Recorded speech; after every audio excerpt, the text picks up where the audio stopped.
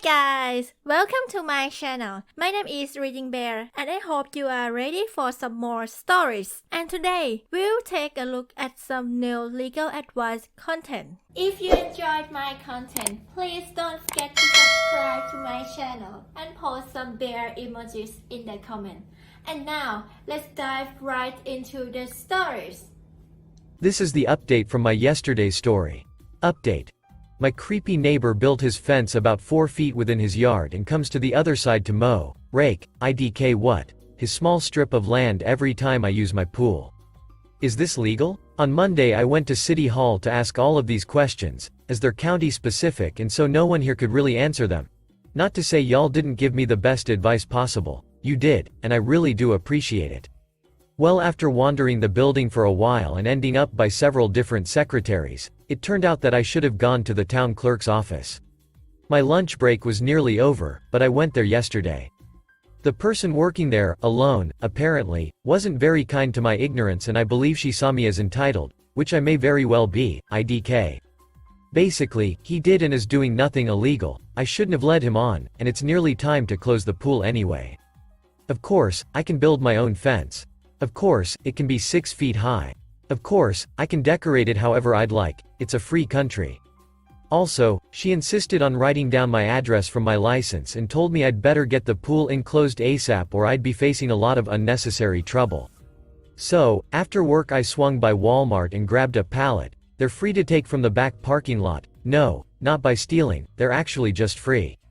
I can only fit one on my car at once and it's a 20-minute drive in each direction. But on my way home from work, so I texted some friends who live by and I've got such a huge volunteer army by now to truck pallets for me that I'm afraid we'll be taking them faster than Walmart disposes of them. So, after work today I'm hosting a pizza pool party for anyone who shows up, hopefully with a pallet in tow. Of course people who don't are also welcome. Friends have texted friends and I'm looking at feeding 12+ people tonight. They're also all joking about how they'll pee on his new fence, strip of grass. But I'm making it clear that this better stick to jokes. I don't need an inebriated, well-intentioned friend escalating things. My boss has the weekend free and says we can get started on making the world's most ghetto patchwork pallet fence. I hope the weather will be nice. Some Redditors pointed out other cheap fencing solutions, but nah. If he's allowed to do this and I'm allowed to build a spite fence, then spite fence it will be. So sorry I'm so classless, but I think this should be fun and I promise to post pics when it's completed. Thanks again to everyone who helped. Smiley face. Edit. Looks like pallets aren't the way to go. From a comment reply I just made. I point a minute ago due to the problem of the bottom rotting in CT weather. We're now considering digging holes to put in pressure-treated 4x4s as posts and then securing the yard by attaching chicken wire to those. Finally, privacy will be achieved by stapling tarpaulins to the posts with a stable gun and some zip ties. I'm even happier with this solution, but we haven't settled on it yet. Second update. TLDR. Fence posts were a success. Offered an olive branch to creepy neighbor, who was nice until he got drunk. Creepy neighbor got creepier, and my guests threw crab apples at him, cornered him, and other drunken shenanigans. Now I'm feeling hungover and ashamed, stuck at work with crab apple evidence left behind. Also, a film exists, although I trust it will not be posted anywhere. God help me. So last night got a little crazy and I'm not proud of the way I handled it. I'm sure I'm going to get a lot of hate in response to this post, and quite honestly, I deserve it. This update will be long, and I guess my only legal question now is how to cover my butt. So, after wasting half of the morning on this sub yesterday, my office mates and I turned away from our phones and worked for the rest of the day. I decided to forego the pallet idea and my friends were keen to help me install fence posts instead. I stopped at Home Depot on my way home and got 10 pressure-treated 8 feet 4x4s. They were pretty cheap, and an employee told me they're even most often sold as fence posts. She gave me some tips on how to install them, advice I'd also seen from some of you. I also grabbed some 30 racks and frozen pizzas. If I'd ordered pizza, I'd have no money left until my next paycheck. A few people hadn't gotten the updated plan in time and still came with pallets. But everyone brought their swimsuits, and we had a nice late afternoon just chilling while taking turns digging holes. I only have one shovel and all these PPL live in apartments or condos closer to work/civilization. My neighbor was sitting on his back deck reading at this time. I had asked everyone to please stay off of his little strip of grass so that he doesn't have a reason to start anything. After about an hour, I was in the kitchen switching out pizzas when two of my girlfriends came running in the house, soaking wet in their bathing suits, and giggling excitedly. They'd just seen the neighbor, let's call him Frank to make things clearer, opening his gate to my yard. I finished setting my timer and came out with more pizza, with the girls huddled behind me, to see him chatting with three of my friends who had been digging a hole, 2 guys and a girl, all clothed. He didn't look up or make eye contact with me when I offered them slices, and he left shortly after I walked away to go set the pizza down by the pool. He came back soon with 2 shovels, gave them to my friends, and returned to his porch. I thought this was quite decent of him, waved, and yelled thanks. He nodded somberly and returned to his newspaper. An hour later, he was seemingly reading the same newspaper, yet with a bottled beer in his hand and a cooler by his side. An hour after that, he was back on his strip of lawn, beer in hand, giving tips to the guys. One of the girls who was also digging asked him a friendly question, and he looked at her before answering the question to the guys, as if they'd asked it. He finished his beer and I offered him one of ours, or maybe some cold pizza, as an olive branch of sorts, thinking that perhaps he was just old school and misunderstood, or at the least that I could get on with him amiably. He assured me that he had plenty of his own beer, thank you very much, and that he'd just go get some. He returned with a heavy deck chair and his whole cooler and set up camp on his strip, which no one had yet put even as much as a stray foot over. By now it was 8 p.m., the mosquitoes were out, and the pool people were waiting their turn to shower. The holes were also nearly complete, and we wanted to get the posts in before dark, so I began hauling them over my front fence from the garage to the backyard.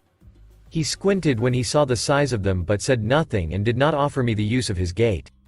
That's all fine by me. He supervised the first one going up, offering his 2 cents to my 2 male friends from his chair, but as myself and 2 girls began erecting the next one, he stood up, looking concerned. He asked if he could come onto my lawn and I said something overly friendly. I'd been drinking and I knew my friends would find it hilarious, like, well, golly sure, neighbor. He either didn't get the joke or ignored the snickering, but he began to help, and I was sure glad to have it. The remaining posts went up in no time, and he even spoke to some of the girls as if they were real people, asking about their professions and such.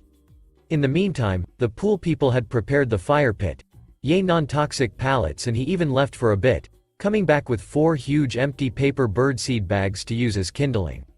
Around dark, the posts were completed, and I invited him to move his chair by the fire and join us. It's funny how alcohol always seems to hit you when you stop moving. I was exhausted and hadn't counted my cans. We were beginning to get a bit loud. There were 10 of us, when one of my neighbors on the other side came out for a cigarette on her back porch. I asked her if we were disturbing her and she said no, it sounds like fun, and waved to Frank, who waved back, like his first interaction with anyone since he'd sat by the fire. I invited her and her husband to bring chairs and join us, and they shortly did, pulling up next to Frank. Another friend and I were engaging all 3 of them, asking lots of questions and generally being nice. Frank came out of his shell and told us a few stories from his time in the Navy. Then the woman from next door pleasantly asked about the fence poles. I explained that I couldn't afford yet a professional fence, but that I legally needed to enclose my yard because of the pool. The husband said that it was fine for me to use Frank's fence as my 4th wall, and that the previous owners of my house had done that for years. The wife was watching Frank's face, and Frank was shuffling something into the grass with his foot while I pleasantly explained that I couldn't always be sure that he'd close his new gate behind him and that I couldn't open myself up to that liability. The husband was confused, but I pointed, and his eyes followed Frank's new setup. He asked quietly if Frank had been using the gate. I said, sure, all the time. I see him daily when I swim, and he mows his grass on this side of the fence and whatnot. He asked Frank if this was true, and Frank got defensive and said he could do what he liked with his own property. I joined another conversation and opened another beer. About 10 minutes later, the couple kindly took their leave, citing work the next morning, thanked us for the beer, told us to have fun, and urged Frank to do the same. He was reluctant, then stubborn, but they insisted. He said it's not even 11 yet, but the woman said she'd seen his light go off like clockwork at 9:30 for years. Add in some more snickering from some friends who heard that, and he seemed to become embarrassed enough to allow them to carry his deck chair back home and wish us a good evening. I thanked him again for his help after I'd walked them to the gate, and he turned and said loudly, it was clear that he was quite drunk at this point, that I was building too high of a fence and that it was unneighborly and illegal and not fair. The woman spoke up, those 6 feet was legal in our town. She's on the Board of Education, and apparently knows these things, or people who do. He said I'd need a permit, and the husband said, you know that's not true, don't scare her, you didn't need a permit for yours. They were turning him around again when he mumbled it better not be an inch over 6 feet. I thought that would be the end of it. We noticed he'd left his, now empty, cooler in my yard, but that was fine. We set it sarcastically on his strip of grass, so he'd have no excuse to return. We continued drinking and whatnot for another hour or so, and everyone with a DD went home, when my buddy's cousin I'd never met and 2 girls in heels arrived. They'd come from the club, and here we were having a good time. I welcomed them and set the girls up with some blankets. They weren't hyper-friendly, but they'd brought some joints to pass around and got the giggles real fast. The cousin asked about the fence, and it was explained to him. It was around midnight now, and we were talking louder than we thought we were. One of the new girls joked that he'd just get a step ladder to watch me over, and a friend who'd been there all day said no, a periscope because he's retired Navy. We were cracking up, and someone was singing in the Navy when we heard a stick crack from behind his fence.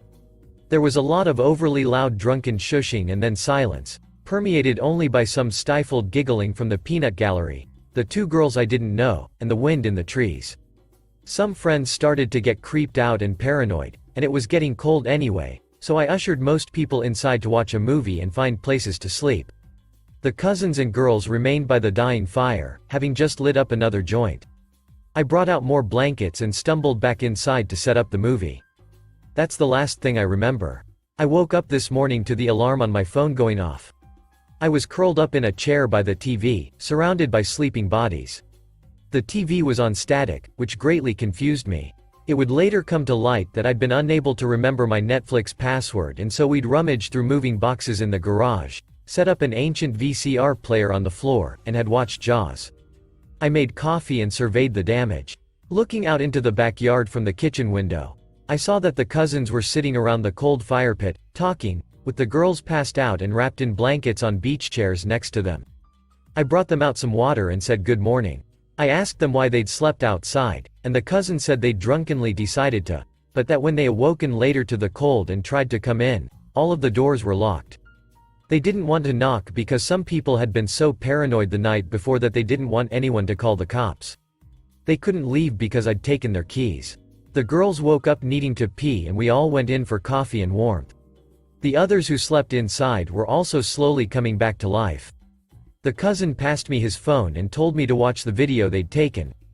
This video, guys. He wanted to post it on Facebook, but I begged him not to, and he said he wouldn't. I'd share it here, but I'm pretty sure that's a bad idea, legally speaking. It was shot Blair Witch style, beginning shortly after most of us went inside. It begins with the cousin looking terrified and directly into the lens while someone shines a flashlight on his face. He's clearly hamming it up.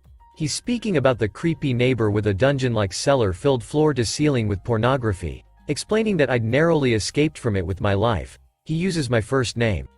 He asks one of the girls to explain what creepy thing just happened. The frame moves to her, and she says that they heard a scratching sound from the other side of the fence. The second girl is off screen when she chimes in that she thinks he's still there spying on them. The film is a continuous shot, and there's a lot of rustling and unclear images until a girl comes back into focus, standing a few yards away, looking small and scared. Cousin's behind the camera when he explains that they've made their own selfie stick from a marshmallow stick and that they're going fishing. It's a bit unclear in the video, but they hold the stick over the fence to where we'd heard the branch snap earlier. They try to hold it as still as they can for a while, panning up and down the fence line, until they reel it in. You can briefly see a dark lump against the fence, but it's too dark to tell what it is. I was even thinking it might be a shadow when the video cut out. After a lot of laughter and me telling them they shouldn't have done that, they say there's more. By now more people are in the kitchen getting coffee and looking over my shoulder. They play the next video for me. It begins the same way, with cousin saying, almost near tears with fake fright, that he saw a black mass in the footage. The selfie stick goes over the fence again, this time directly over the mass. There's no movement and no way to tell what it is until, suddenly, chaos. There's a lot of shuffling, a squeal from one of the girls, and finally a brief glimpse of a black silhouette running off to the evergreens at the back of Frank's yard. The camera cuts out soon after to the sound of hysterical laughter. They had lobbed a crab apple over the fence, and it hit him. I guess they spent the next half an hour launching crab apples into his trees to try to drive him out, but then ran out of their supply. The street lamp lights up his side yard, where his door is, so I guess they had him cornered if he didn't want to admit he'd been spying. Then they said they'd set a trap for him and decided to sleep outside in order to catch him. Things were no longer funny as my adrenaline rushed. I asked what trap. The cousins laughed again and said they'd have to show me. I should note here that the cousin who's my buddy was inside during all of this. He'd only rejoined his cousin in the morning, shortly before I awoke. We went outside and by the side of my house was a trail of 5 full cans of beer leading from Frank's gate to a cartoon-style trap made of pallets supported with a stick. Inside was Frank's empty cooler. I hurriedly cleaned this up while others put away the blankets, collected empty beer cans and cigarette stubs, removed a lawn chair from my pool, and figured out whose phone they'd found in the dew. We got ready, I locked the house, and we made our way to the cars. The husband from the other neighbor was also leaving for work. He laughed at my good morning and asked how my head was feeling. I asked him if we had disturbed them too much. He said that it was surprising for a Wednesday night, but fine. At least there's that. I caught a ride to work with a friend, because I was pretty sure I was still too drunk to legally drive, and we were almost there when she realized that the crab apples littering Frank's backyard were still there. He doesn't have a crab apple tree. It was too late to turn around as she had a 9 o'clock meeting and we were just in time for it already. I'm in a short course all day today with my office mates and wouldn't even have a car to run home at lunchtime if I had a long enough break. The course begins at 10, but I've been sitting on my phone in the seminar room for the last half hour writing this post and staring at a company muffin with only one bite barely stomached while people set up the projector. My office mate whispers that I'm gonna get knifed, and a friend on the far side of the room sleeps face down with his hoodie over his head. Guys, I'm freaking out. The cooler is back on his strip of grass. He was nowhere in sight this morning and our cars weren't keyed or anything. I just really ducked up. I don't know where to go from here. After we heard the stick break last night and I herded my friends inside, some of them were really drunkenly freaked out and feeding on each other's paranoia. Yay, weed. There was a lot of drama and discussion about the boogeyman, and I guess that's when all of the doors were locked. I'm torn between apologizing in person after work and just pretending it never happened. Maybe I'll sneak over the fence and clean up the apples. Maybe not. I really don't know. I feel really bad for Frank, but I'm still a bit angry at his behavior prior to the witch hunt. Just tell me what to do and I'll do it. I'm never drinking again. Thanks for listening.